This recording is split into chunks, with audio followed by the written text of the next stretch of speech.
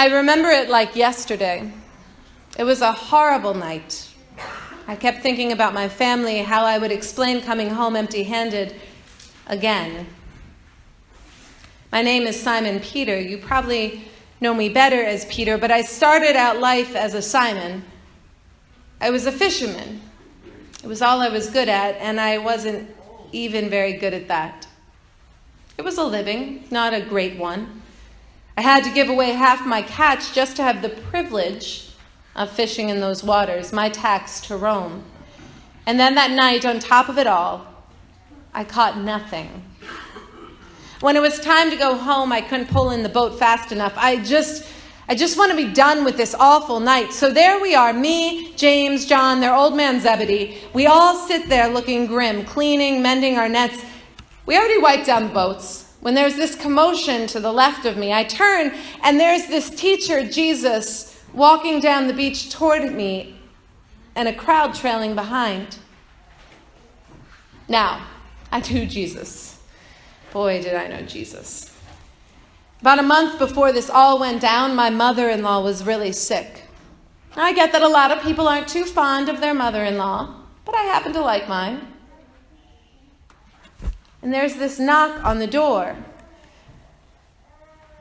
I open it, and I don't know the man standing in front of me from Adam, but he invites himself in. And I try to tell him there's sickness in the house, that my mother-in-law is probably dying.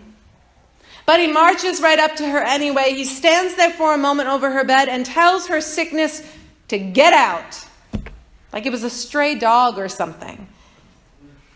And if it isn't the darndest thing, she sits up, fit as a fiddle, and goes and makes us something to eat. So I know Jesus. So when Jesus comes walking up to me that morning on the beach and asks me to borrow my boat to preach from the water, I have no problem lending it. He'd save my mother-in-law.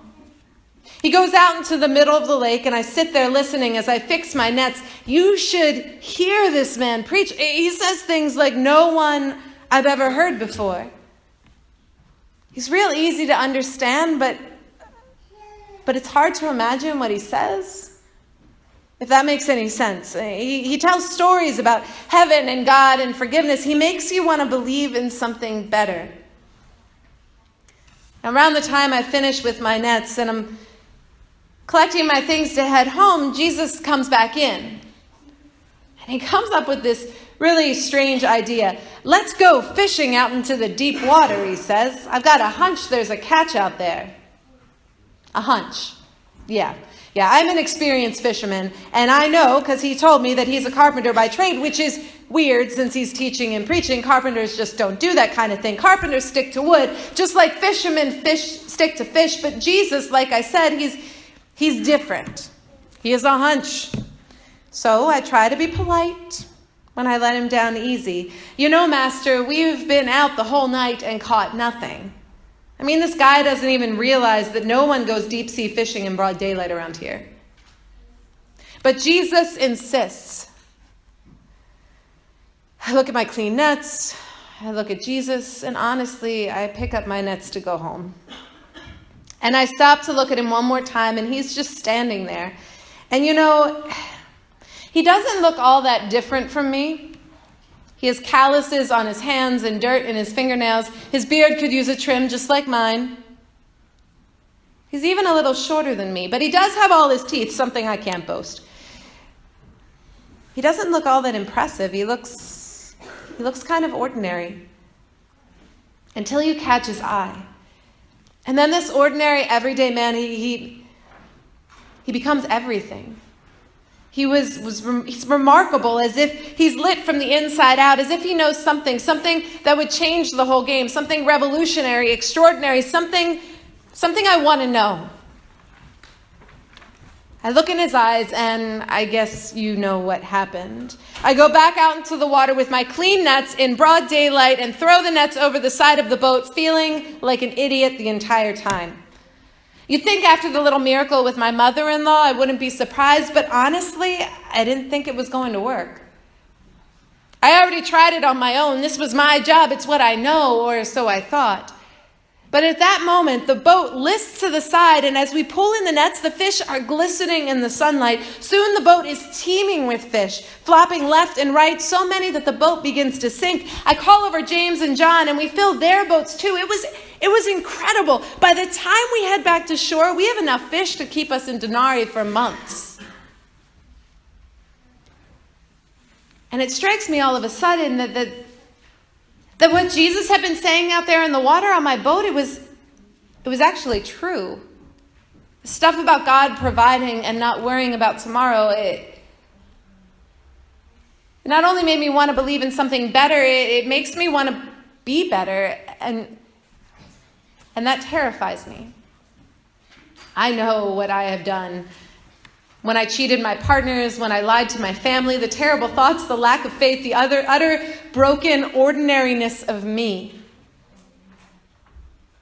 And in that moment, I'm so overwhelmed with my own sense of my own unworthiness. I fall to my knees in front of him, this Jesus. Go away from me, I cry, for I am a sinful man. I can feel the tears thick at the back of my throat. This man made me dream, but I know it's not a dream for me. I'm not enough. I've never been good. And part of me is terrified to even try, terrified by the fact that in such a short time, my whole world has shifted. I hang my head in shame, staring at the fish surrounding me on the boat. The miracle of God's abundance. That sign of hope surrounding me as I'm swamped by a feeling of hopelessness. I feel his fingers under my chin, raising my head. I look up and he's crouching there in front of me. Do not be afraid, he tells me. From now on, you'll be catching people. And in that moment, I know I might not be good enough. I never would be good enough, but he is. He is, and he's picking me. When we get back to the shore with our flopping, scaly financial windfall, I leave it. I leave it all behind. I walk away from my livelihood, from everything I know, from the one thing that I'm kind of good at, to follow this man. I leave a life that's all about me to serve. For years I walked in his footsteps. He became my rabbi, my friend, my only hope. I wish I could say it was easy. It wasn't. But it was good. It was so good. I saw him heal people by the hundreds, cast out demons, feed the hungry, even raise the dead. But mostly I saw him. I saw him bring belonging to thousands who felt they had nowhere to belong. He forgave tortured souls he loved. I saw him give of himself day after day until one day he gave everything he had to give for people he hadn't even met. I was so angry at him for that for a very long time. It wasn't fair that this man I love had to die for people who didn't even care. And life's a funny thing, lived forward but understood backward. And that's the thing. As I look back on his life, I don't know if it could have ended any other way. It was his calling to pour out himself for others, his purpose on this earth to live and love and serve and show people what heaven could look like now and here. Before he died and before he rose from the dead, he told me I would play a large part in sharing that love with others. And again, I was overwhelmed with a sense of my own unworthiness. My mind went back to that day on the beach, and I couldn't help but think, okay, Lord, if you want a successful fisher of people, wouldn't you want a successful fisher of fish? I wasn't even good at that, and now you want me to do what? I'm too ordinary. But as I continued to learn at his feet, I started to realize that's exactly where God works, in the ordinary. It all begins when Jesus comes to us in the middle of our lives, where we work, where we live, the seaside, the classroom, the kitchen, and asks us to trust him enough to do one strange little thing, like fishing in the deep waters in broad daylight. It's the kind of thing that's a little weird, outside of the usual routine, uncomfortable. And we can resist all we want, but let me tell you from experience, we aren't whole until we answer, until we become the person God has always known us to be, the person we were created to be. Listen, you and I may be just ordinary folks, but that's how God works. Through ordinary folks like you and me. I mean, I guess if you're going to change the world, you have to start somewhere. Amen.